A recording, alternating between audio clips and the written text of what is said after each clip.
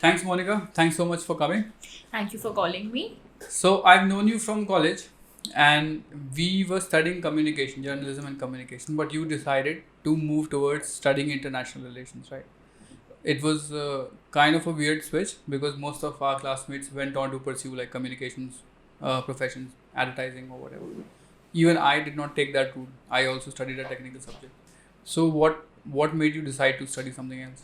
Well, I think when I was doing my journalism and mass communication at Madhubala Institute, I think I am glad that for my graduation I chose something very technical. So I was always fascinated by media. I was always attracted with the idea of how media works and stuff. And I think that at that young age I could take that risk of learning something that I'm doing only for the sheer love of it. Yeah. And when reality started hitting me when I was in the graduation program, you must be remembering how everyone used to talk about "Arey jobs nahi hai market mein." It was a recession It year. was a recession, So yes. 2008, and it was Right. very bad. But at the same time, my mind was more towards the intellectual side of media, the kind of questions that need to be asked, the kind of articles that need to be written, and so I saw myself as mostly an editor going Okay. forward in life.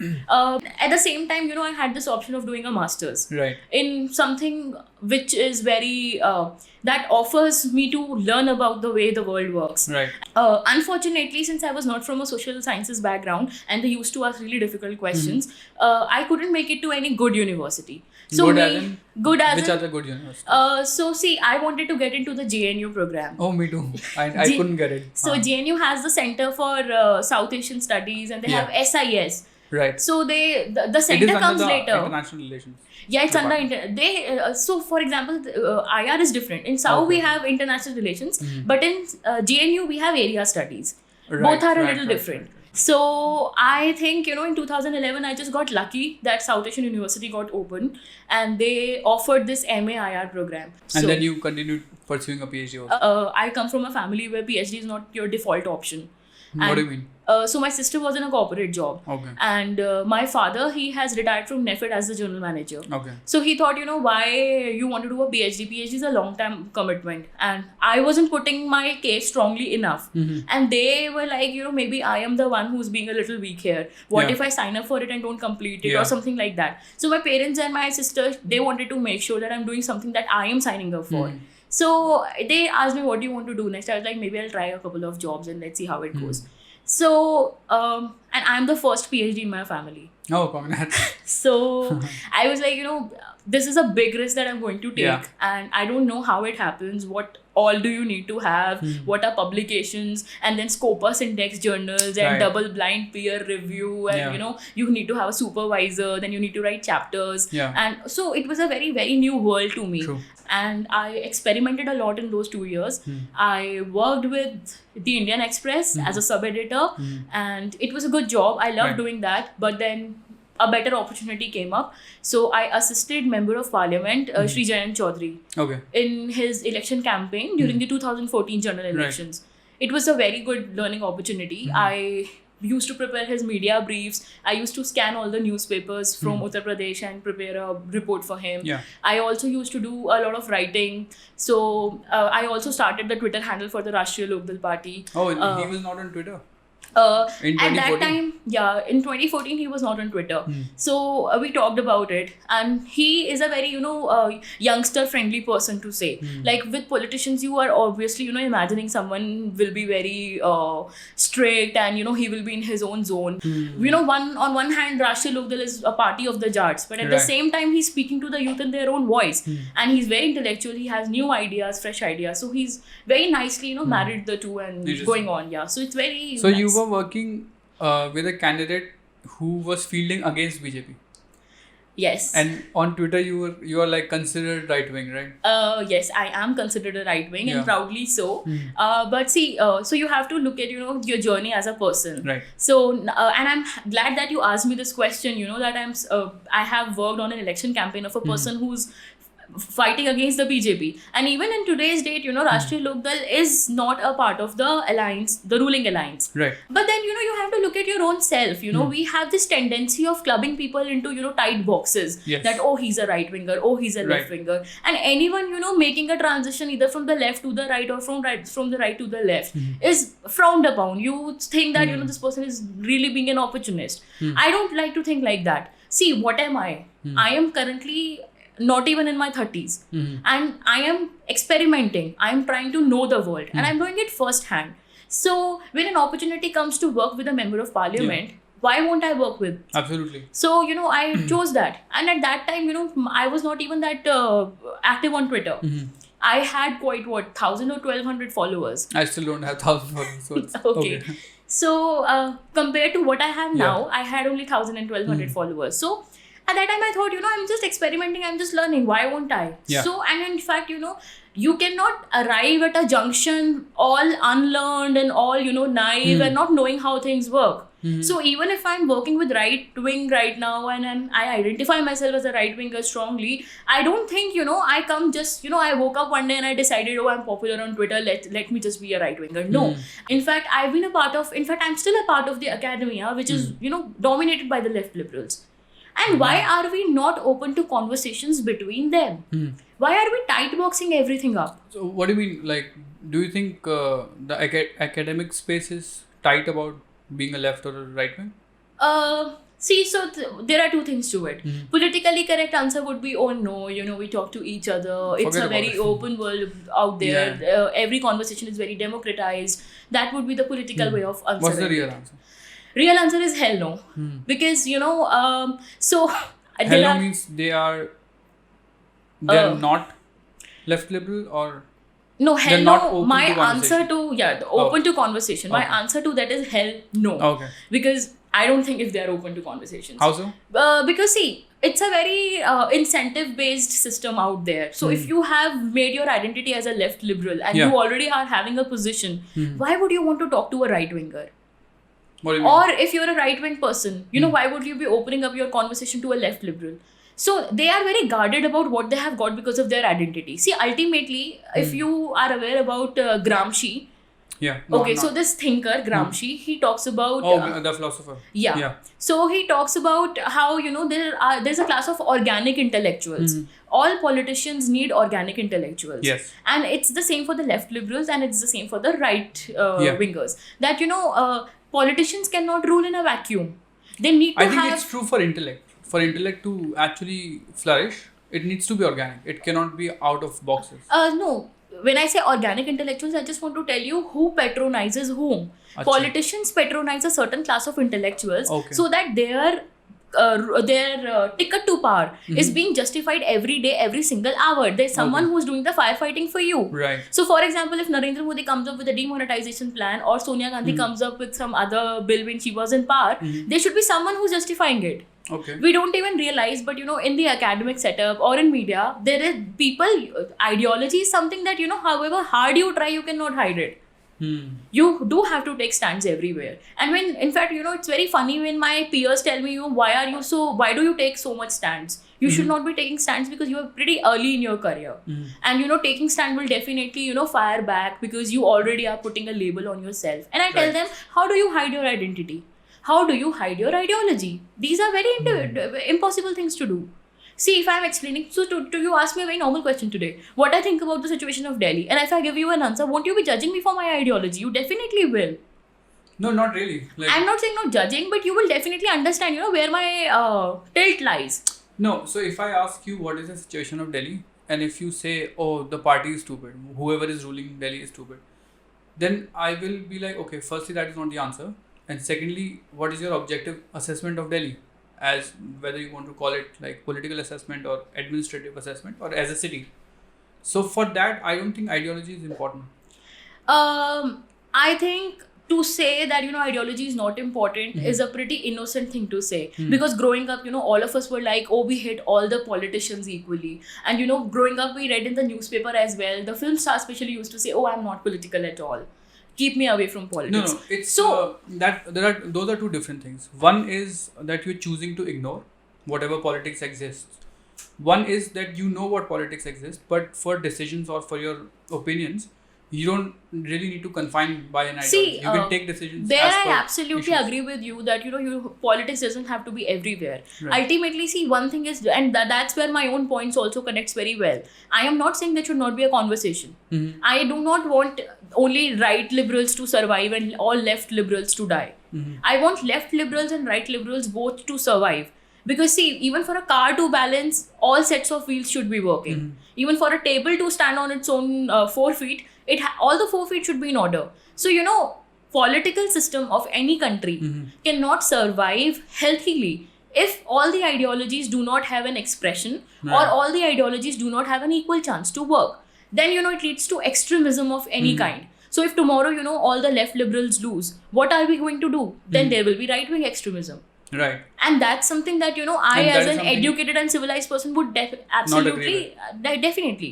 And the same if right wing never has a chance to express itself academically, intellectually, or in the media, like if you're coming up with a book, Right. imagine you're coming up with a book and that book is already been accepted by the publisher, the contract has been devised, book has been sent to press for printing, and then a set of 4 or 5 people club up and they start questioning they start shaming that publisher for publishing that book, and then that publisher simply say that I'm not going to publish it anymore. This is absolutely destruction of freedom of expression. You might not agree with the book, you might not agree with the content of the book. I don't think banning books is a Is good any idea. so Whether- it's not even banning, it's deplatforming. Banning is when the government says that we won't let this book, Yeah. like the Satanic Verses, it was banned, but this book, it was deplatformed, that we won't give you choice only to speak. If you want to So speak, no other publisher came up? so the book was taken to some homegrown publication, so I think it's a good opportunity for them to start their own publication house, because see, Yeah.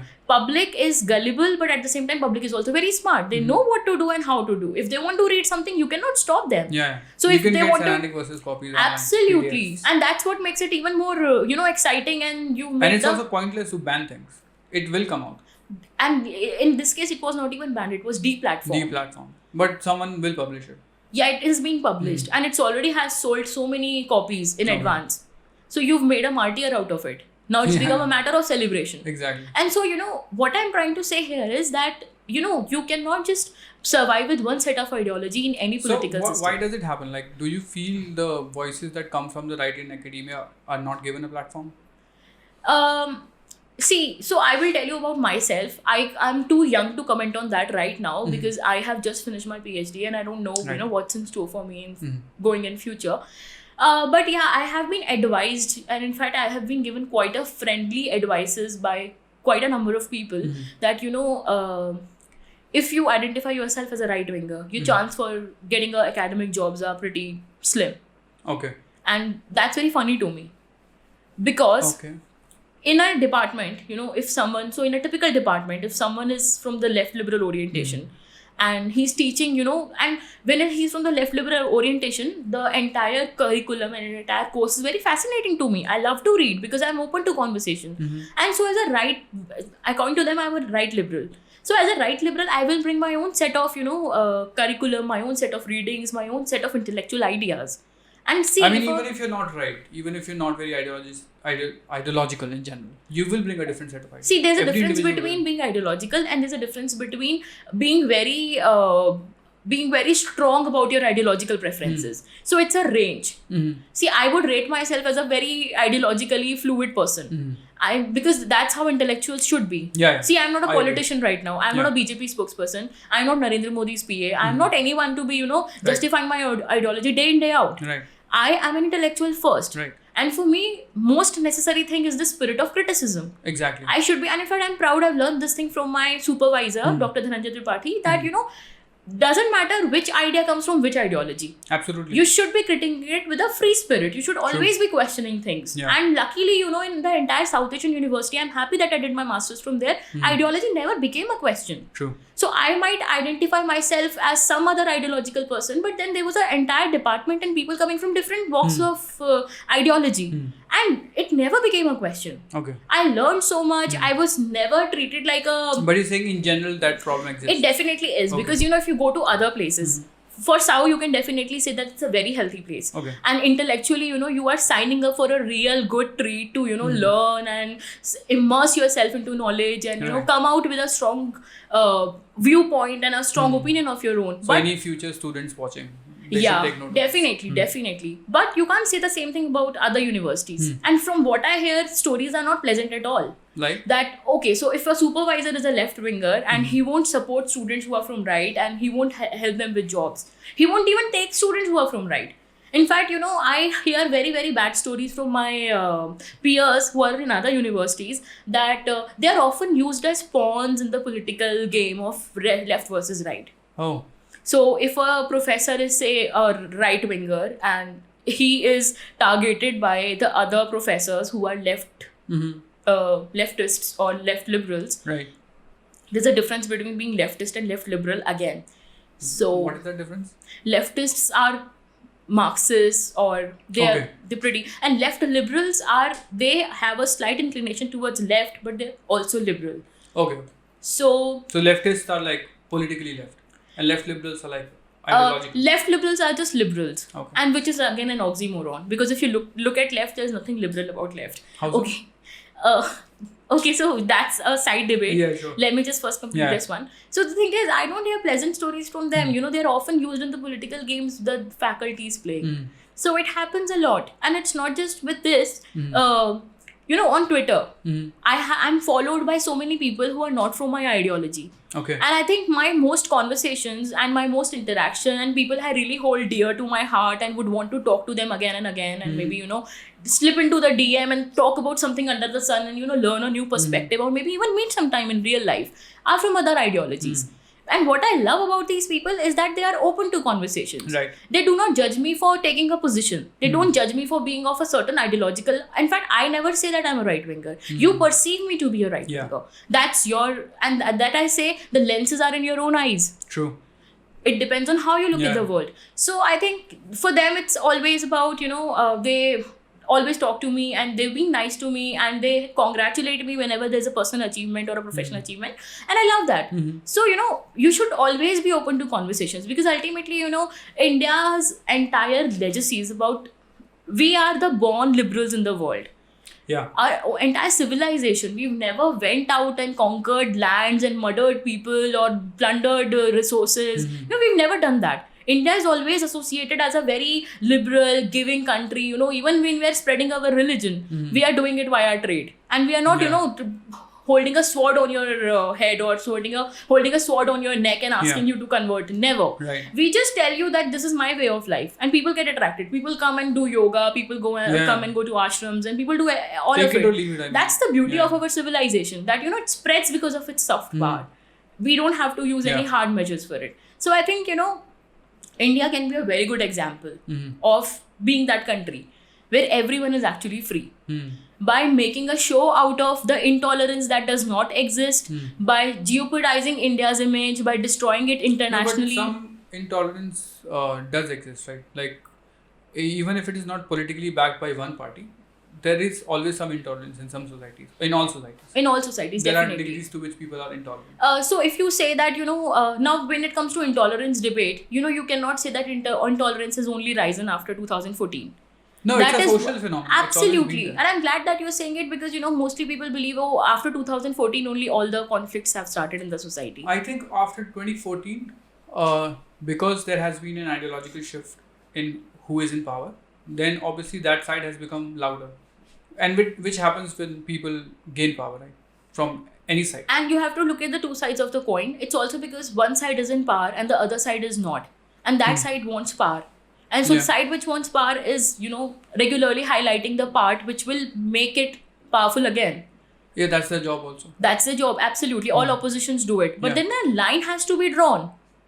So certain things are sacrosanct. You can't touch them. For example, national security. Yeah. So, it comes to national security. See, it doesn't really matter if I'm a left winger or a right winger. Tomorrow, if another party comes in power and I'm a national security expert, I'm not going to take sides on the basis of my ideology. That's where the ideology has to step back. And I have to think about national security in real terms. Yeah. And I have to talk about what makes my nation more secure and the people more secure. National security threat right now is actually coming from a leftist country, like a communist country. Yes. China, right? Exactly. So there is no left or right. And you about won't it. believe, even when it comes to the threat from China, national security experts and people do take a stand over it. Yeah. So, Congress goes ahead and signs a memorandum of understanding with the Chinese Communist Party. Now tell me, how can a political party can go and sign a memorandum of understanding with a political party from China, and which is a very authoritarian regime? Yeah, I think that is what people don't understand about China. Even if it has communist in its name, it is a dictatorship. Like, It is absolutely a it is dictatorship. killing. It is against every principle that a left liberal or leftist would want to stand for. So They have active concentration camps where they're putting Muslims in and killing them. it's a every day. facade, right? They Exactly. So have that is a left very- liberals pride themselves on highlighting problems that lie with India. So 24/7 you see all these left liberals on the media debates, in the Washington Post, in the New York Times, and all the international publications. They're writing books on how intolerance is happening in India, how democracy is dead. But then what stops them from condemning what's happening in China? No. With the first part, I agree with the second part, that I don't understand why people who are on the left in India, they don't criticize China, because China is the most anti-liberal place in the world, right? In fact, they consider China as a savior. Right. But I don't agree with the first part, because it is their job to criticize India, whether Definitely. China or not, right? I am, of course, open to criticizing India because, I will again say that I am a very liberal person, Right. and my first identity is as an intellectual, and I Yeah. would love to, I myself find problems with India. I Society find problems improves- with myself. Why Exactly. won't I, criticism is a way of improvement. I love India, which is why I'm criticizing. Right. Only then we will improve. But then, what I'm trying to say here is that, a lot of it is propaganda. So the criticism I'll of explain. India? I'll explain how. Okay.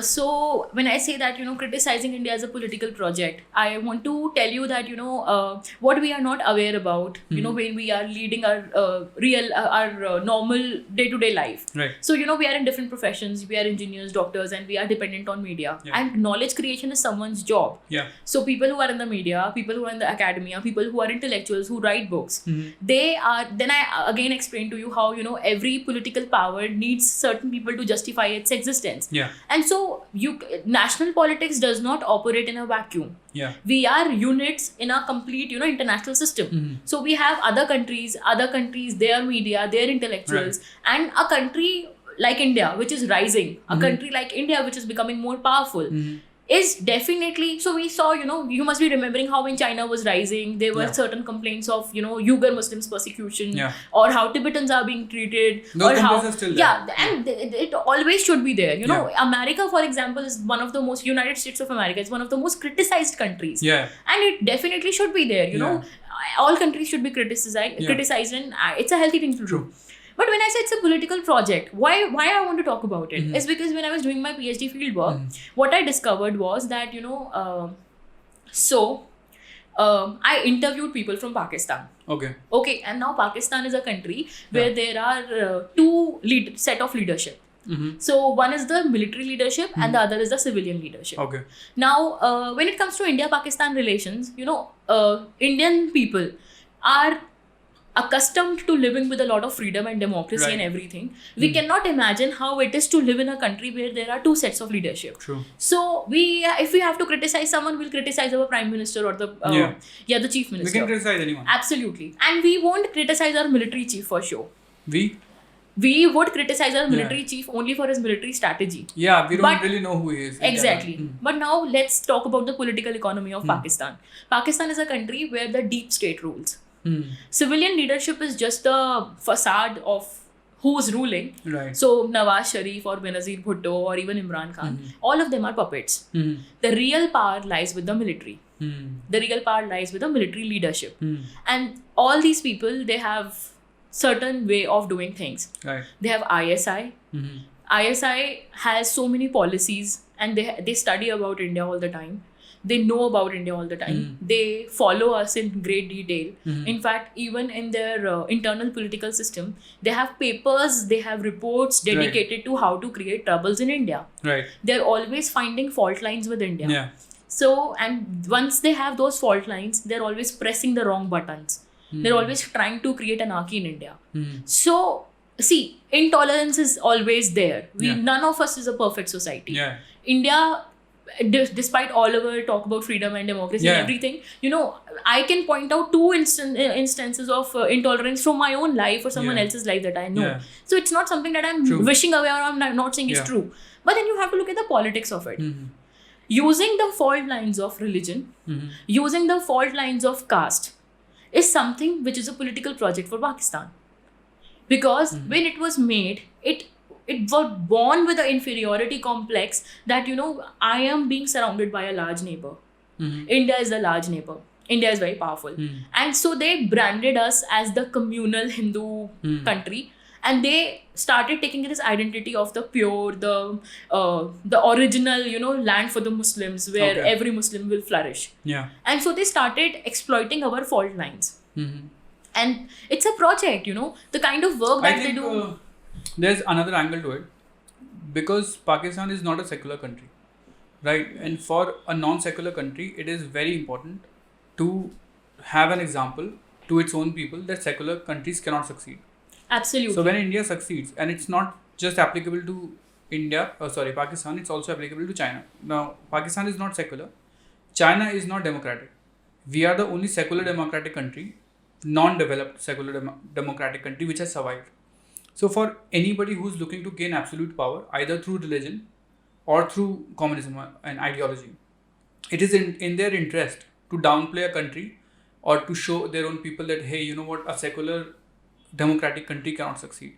So I think that insecurity is also there. Absolutely. And there's a economics to it as well. Mhm. There's a mullah military nexus in Pakistan. Of course. And the military is commercially very involved. Yeah. So the military is making all the money. And you know, if tomorrow, so as a person who's done a PhD in South Asian So regional you were telling me integration. about your field work. Yeah, so that's what I'm talking about. That, you know, in my fieldwork, this is what I found. That politics of it can still be ignored, but what about the economics of it? Right. So, you know, if you are a person in the Pakistani military and Pakistani military has its commercial interests, whether it's the aid from the US that's coming or Right. the business empire that you are making, or which business company will get what contract, all of this is decided by the military. Even government contracts. Absolutely. Military itself gets all the contract. You look at the CPEC. I Yeah. don't know if you're aware about Lieutenant General Asim Bajwa and whatever corruption Yeah. he's done. So, No, I'm not aware of that. okay, so this person, Lieutenant General Asim Bajwa, he is the head of the CPEC authority in Pakistan right now. He's a Okay. military man. Okay. And what we find is that he's more interested in Papa John pizzas than the CPEC. So, he's interested in the CPEC, but imagine But he has a has brand that he likes. th- Pizza this brand. this Papa John is a joke that I'm making. Yeah. Basically, what he's doing is all his relatives and he himself has franchisee of Papa John making so much money. Yeah. And it's not just one Asim Bajwa. There are thousands of Asim Bajwa in Pakistan. course. All of them, what they do is they have a very healthy life. They are very rich. They live in very awesome, amazing, Yeah. luxurious places. And the people of the Pakistan, people in general, they live a very terrible life. Yeah. The economy of Pakistan is in shambles. Right. And imagine what is the entire point? They have religion to fill their stomach and Yeah. feel happy about life. That, I am a perfect Muslim. I am paying. Yeah. मैं 5 time नमाज कर रहा हूँ. मैंने रोजा रखा है. And वो बेचारा अपने आप को religion के उससे satisfy करने की कोशिश कर रहा है कि whether I am a devout Muslim, am I Muslim enough? That's the daily Yeah. challenge that they have to live up to. What about the military? Right. Their kids study in good schools. Their kids go abroad. They have so much money. Yeah. So, you know, कल को अगर as a very strong believer in South Asian regional integration, कल को अगर India Pakistan business starts happening and there is a lot of scope to it. Yeah. Before 1950, the intra-regional trade between India and Pakistan was, I think, I can't put a figure to it right now because it's just zoned off and it's my PhD and we tend to forget it. But and right now it's not even right now the intra-regional trade in South Asia is just 5%. So No. imagine from organically interlinked, where It used you know, to be like double of it, or no, not even double. I think by 1960, I think it was 20%. Oh. By 1967, it fell to. So I'll have to look up the Okay, stats. sure. But one thing that I can say for sure is that India and Pakistan before independence were obviously interlinked. Yeah. You know, one part was making cotton, the other had Yeah. mills and all that. Sure. Jute, one part was Right. producing jute and the other part was processing it. Right. So obviously, you know, it was there. And even today, you know, so Pakistan imports a lot of cars. Automobiles. No. That's the entire beauty of it. Not from India. Not at all. It's very easy and cheaper to import from India. But But they what they don't. do is they don't. Okay. They get second-hand cars which are rejected in other countries. Yeah, I've heard about it. Absolutely, for their country. That's why they have There's like a very older interesting models. book by Dr. Amita Batra. She's a Okay. professor in JNU, and she's written a book on the cost of the conflict in Right, South right. Asia. So the title is something else, but this is what the title. Like, the book is about the cost Sure. of conflict. That because of the conflict, these countries are losing on so much. Right. It's a race to the bottom. Absolutely. So who's making money out of it? By making India an enemy, who's making money out of it? The military is making money. The mullahs are making money. But what about the general people of Pakistan? And when I said my fieldwork, my PhD fieldwork, I basically contacted a lot of business community, businessmen who are working in Pakistan. Right. They were absolutely amazing people. In fact, of all the people that I've contacted for my PhD fieldwork, I think Pakistani businessmen were the most forthcoming. They were most excited to talk to me. They still, check on me that how are you, what's up with you, have you submitted your work, did you graduate, Yeah. are you considering of publishing Yeah. it, you want any help, you want anything. So they're such nice people. And what I want to talk about them is that they want to do business with India. Yeah. This business leadership, this business community, it is interested in good relations with India, Absolutely. because India is a huge market. Yeah. But then what's stopping? What's stopping them from doing that? Their own foreign policy. That's what. Their foreign policy has now been such set in stone that any chance of good relations with India is shot down. Now they blame right-wing government for it. Now they say that, India-Pakistan relations are But on the a very... right-wing government is on both sides. Like, they also have a right-wing government. Like, Imran Khan is pretty right? Quite amusingly, when Narendra Modi came to power, he invited everyone from the South Asian countries to his swearing-in ceremony. Yeah. There were a lot of hopes, that now under his leadership, South Asian regional integration will happen and, we will be a big club of happy people together and all that. But then he also made a surprise visit to Pakistan. Yeah, For- Nawaz Sharif was there that time. Yes, Yeah. and there was a side story to it that it was, it was a business diplomacy he's trying to do that, Okay. Pakistani military should open up Pakistan and, let Pakistani territory be used for steel exports to Afghanistan and Sure. so on. So it was I don't remember the exact details of it, but it had a business character to it. But then, things didn't fall into place. And you are now blaming Narendra Modi. What about Atal Bihari Vajpayee? He also put a lot of, word, and he also put a lot of efforts in making good relations with Pakistan. What happens every time we try to have good relations with Pakistan? Military always vetoes it. I think it is not in their constitutional structure because the military is so powerful. See, whenever religion rules a country and military is by default powerful. If you see any country where religion rules, military by default becomes powerful. Military or any police force. Absolutely. Because people in religion need protection, right? From protests or from opposition in general. So, for any country, even for South Asia, countries need to separate constitution from religion. And that is the only way for integration. Europe had to do it. Europe had a very smooth trajectory of doing it. So It had to the work. secularism in Europe started very early on in 1648. With the Treaty of Westphalia, Exactly. Prince and the church were So separated. you have to Right. let go of religion. So, you cannot just stop. So, again, I'm not taking side of the European case or Yeah. I'm not looking down about the South Asian case. One small point that I want to make is that, it's not that, of course, you're right when you say that, wherever the religion is very important, military Yeah. always becomes important and stuff. One thing that we need to notice is that, when this military is not making money anywhere. So, You mean earlier, Pakistani military? yes, Yeah. earlier the savior was United States. Now the savior is China. Right. Now, our experts keep on writing that, here Pakistan is going to get its hands burnt. It's not US. China is not United States. That, it will give you aid to fight the war on terror. You don't give them result. They'll go back, sulk in a corner and, be happy the next day. No, China is a bad actor. If you do not pay back the money that China has given to you, China will simply take away your assets. Yeah. It will colonize your country. In fact, it has started to happen. Yeah. You look at how CPEC is now folding out in Pakistan. You look at how people... Isn't China doing that to all our neighbors? Absolutely. Like even Nepal. Not just neighbors, China is doing it worldwide. Pakistan mein to kar hi raha hai, but Bangladesh, Sri Lanka, everywhere. So all other countries, still have a check against it, known as democracy or some sort of democracy, Right. some sort of check against it, like in Sri Lanka also. But Pakistan is, I think of all the neighbors, if you make a scale of which neighbor is mostly available to China and which are... Yeah, of course. So I think Pakistan Yeah. comes the highest and India comes the least. Yeah, because And- it's a threat. Absolutely. So we have now, framed it as a threat. Otherwise, you look at the trade deficit, or you look at Wuhan spirit.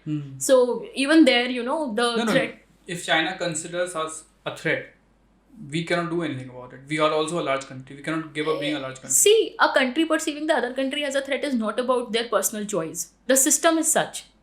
That's what I'm saying. So even if China wants to be friends with us, we'll be constantly living in a prisoner's dilemma. We don't know what China is thinking.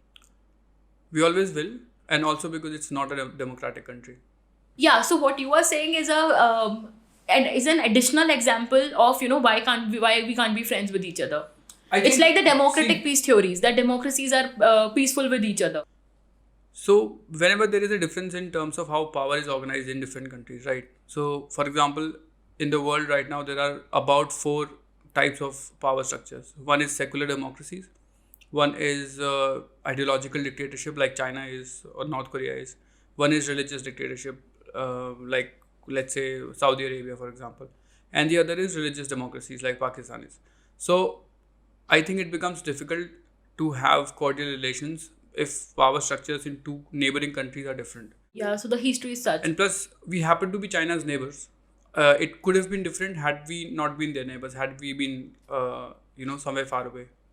But then coming back to my point about India and Pakistan not doing business with each other, and it being the entire bashing of India being a political project. Yeah, so all countries have. So in the political project, do you think there are other actors who are playing part in? You were mentioning that it is a political project too. I am not a fan of conspiracy theories, but then we live in a world where everything is possible. So all these journalists, all the academicians, everyone, we can't say that no one is, all the services are not available for a cost.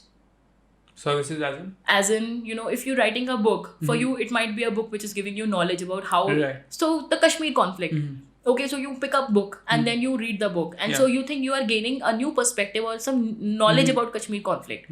But there's a difference between gaining knowledge and being indoctrinated into a certain way of thinking. So you're saying there's no objective information? Not at all. So which is why as an intellectual we are told from day one to read healthily, to subscribe to different points of views. So if I'm reading, say, one person who's saying Kashmir conflict is all because of the Hindu-Muslim thing, and Muslims are being persecuted, Indian army is the bad guy, and India is trying to, then there is another book which will talk about the other perspective, that militarization happened, Kashmiri Pandit exodus happened, and so on. So that way, So doesn't objectivity become a challenge, especially in international relations? It is a big challenge in not just in international relations, but in daily life. So when you say it's a huge challenge in international relations, it definitely is a huge challenge.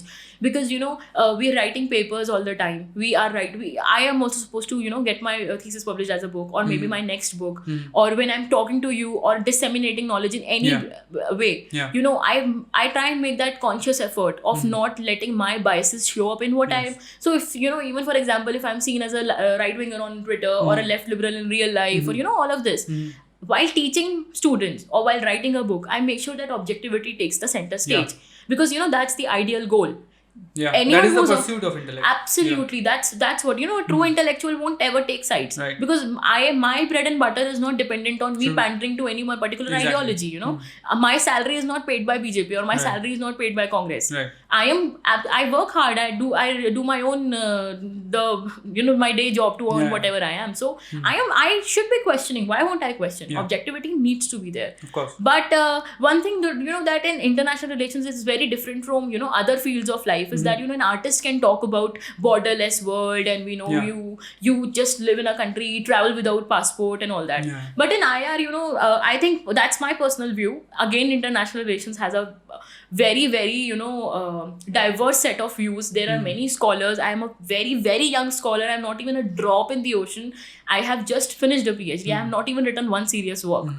But there are people who are very senior to me, and people who actually have skin in the game to say. And they would, say different things. But as a scholar, I think, as someone who's happy being associated with IR from the past 10 years, I would say that, objectivity in IR is important. But at the same time, certain things are non-negotiable. You cannot be, on the committee talking about how India should be, viewing its national interest and everything, and all of a sudden you can't become someone who believes in a borderless world. I mean, There if can you be believe in a borderless world, you need to know the threat. Like, Absolutely. it's not possible right now. You cannot wish away the threat.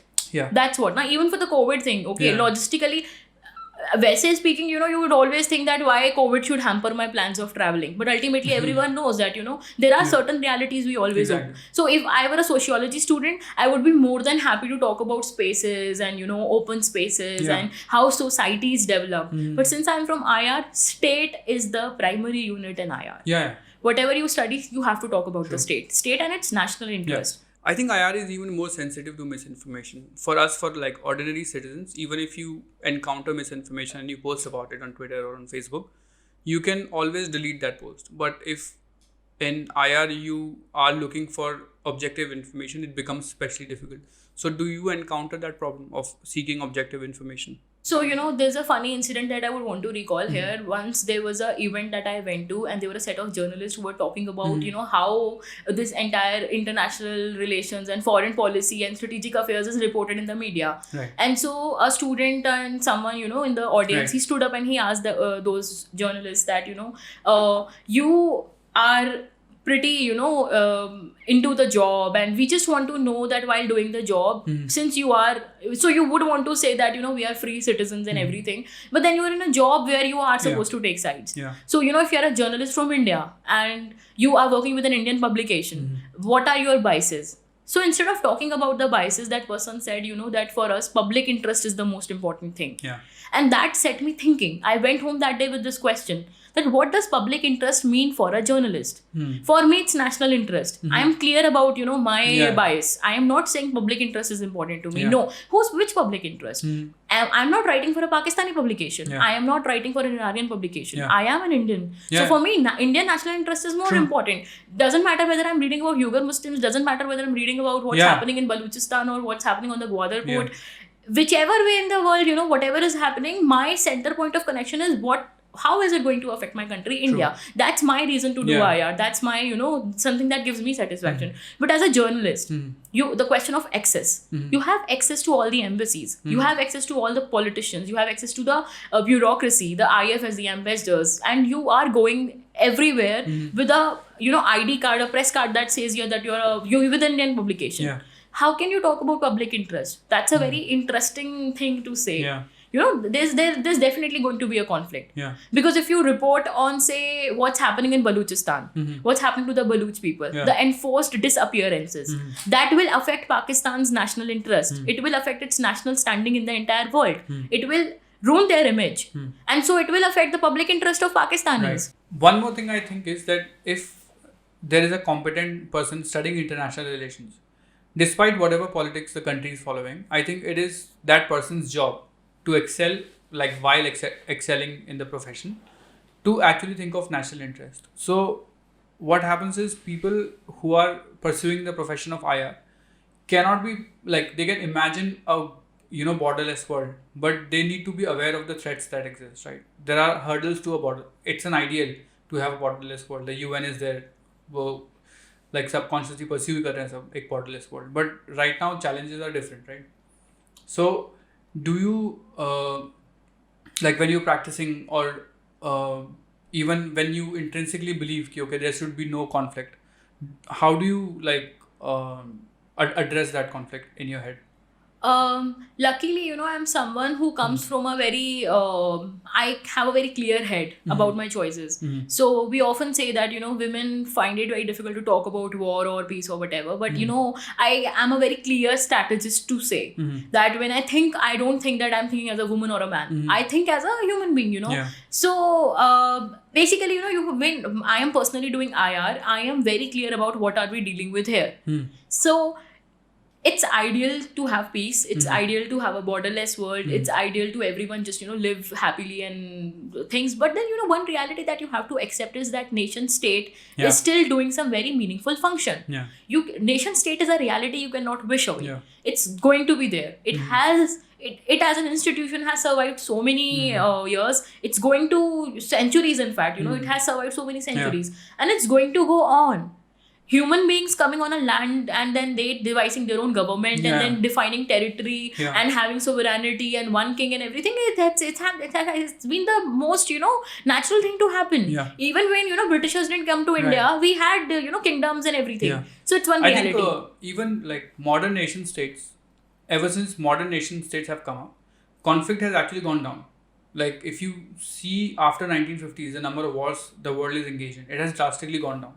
There used to be much more war before 1950, either through colonialism in world wars or even before colonialism, where when that European nation state didn't exist, there was always a crusade going on. There's always some tribal war going on. True. So nation state is not that bad an idea.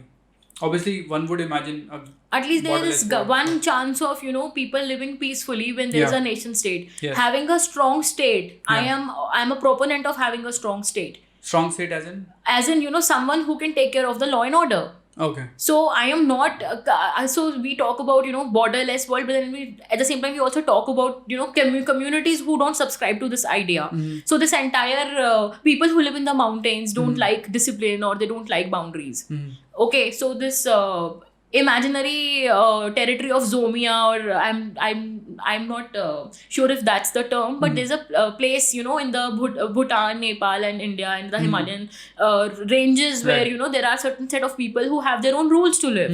So they might not be, you know, agreeing to how I Yeah. live and what I do. Yeah. And maybe people who live in the islands have a different idea about Right. nation state. Right. Nation state again, you know, has a very subjective understanding. It depends on your vantage point, you know, the kind of nation state you've been exposed to, that what would you want. But then having a strong state, I like that discipline. I like the idea of having certain system, so certain level of order in the society. State is giving some sense, sense of order to the society. So why not, you know, while doing IR, if I'm talking about national security, if I'm talking about things that matter, about increasing India's power, why not? Because if India becomes prosperous, if India is able Yeah. to secure itself well, at least 1.3 billion of humanity will live peacefully. Yeah.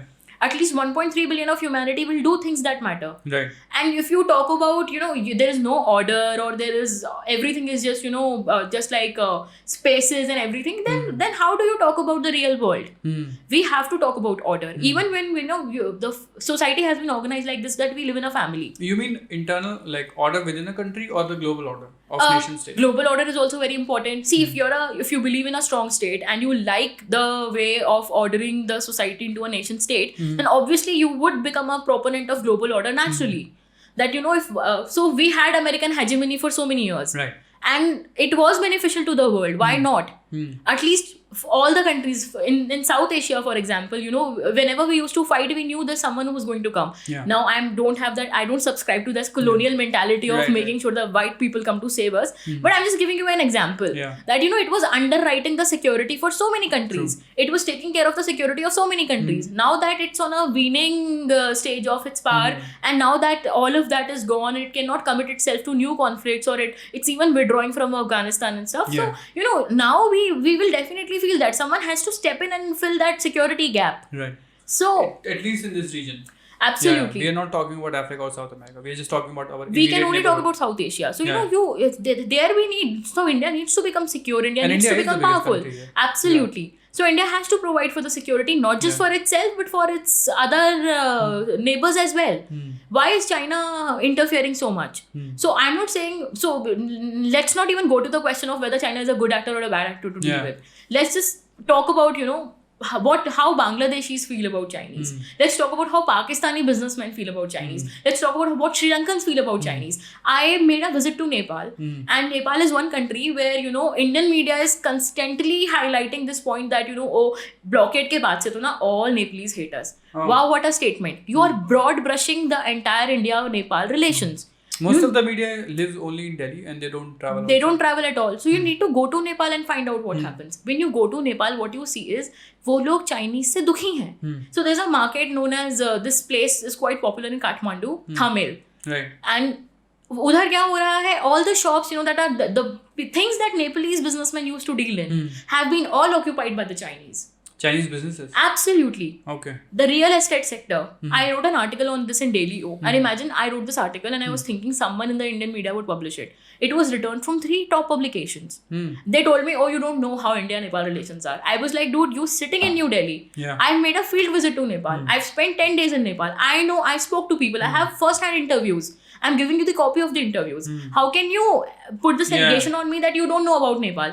As an IR strategist, obviously I know that, India-Nepal relations are not good because, the blockade happened and the constitutional crisis, and India still supports the Madhesis and they don't like it because their constitution So, okay, I know that how it goes on. But what I'm talking about is, what does an average Nepali feel about an average Indian?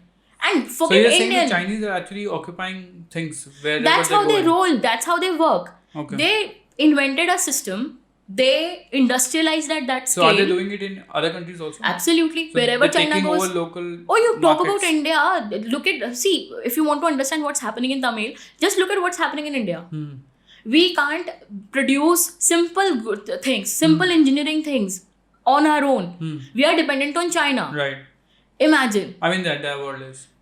It's become the factory of the entire world. But that's how first you become the factory, then you scale up, then you get into more, innovation, then you start producing even more technologically, sophisticated stuff. And so that's how you become the innovator and you start having patents and you become the all powerful. So that's what China is. This is what China is doing. And they have a military civil fusion strategy. Yeah. Military civil business fusion. It's actually MCF, and then it's on different levels, not just business, also academia. Okay. So they have academia, it at all the levels. Yeah. So, and then they also have a 1,000 talents program where they hire people and make sure that all these people who are in from different walks of life, they add to the strategic power of China. Oh. They help the state. 1,000 talents like program. academics. No, not just academics. They all the high performers, the top engineers, Around the world. scientists. Yeah. And so China brings all the. They hire them and then they make sure that all this talent is feeding into the furtherance of the Chinese system. So they offer them positions in China. Not necessarily. Okay. They do offer them positions in China, but they obviously want them outside China because then So you mean they collaborate with them? absolutely. Fund them. So you won't know the other person is helping China further its interests. Oh, they were. And I US read that this was happening big in the US also. A lot of Hollywood artists were funded by China. US is in fact trying to actively combat this. Right. US is actively trying to control this by making sure that in the cutthroat technology, the emerging technologies, artificial intelligence and all that, they don't want people who are anyway sympathetic to the CCP. Yeah. Because then they they get into your system, they learn everything, and then mass surveillance and mass hacking. Absolutely. Yeah. So that's one thing that so this is what I want to talk about, that and these are all questions that will come to your mind only when you approach IR with a very clear slate. Right. That you have to talk about national interest. Why not? So even as a tomorrow if I teach students, and even if tomorrow I offer my own courses, this is what I would want to tell my students. That it's fine that you believe in a borderless world. It's fine that personally you believe in a very peaceful society and you won't fight. You give me a sword, I won't fight. But at the same time, you have to talk about national interest. Right. You have to see why IR is there in the first place. So the disciplinary boundaries of IR need to be concretized at some level. True. Only, and students need to be conditioned and very well trained in the core IR. In the theories of realism, neo-realism, liberalism. You think that's not happening right now? It does happen, but then it definitely happens, which is why I am talking about what I need to talk about.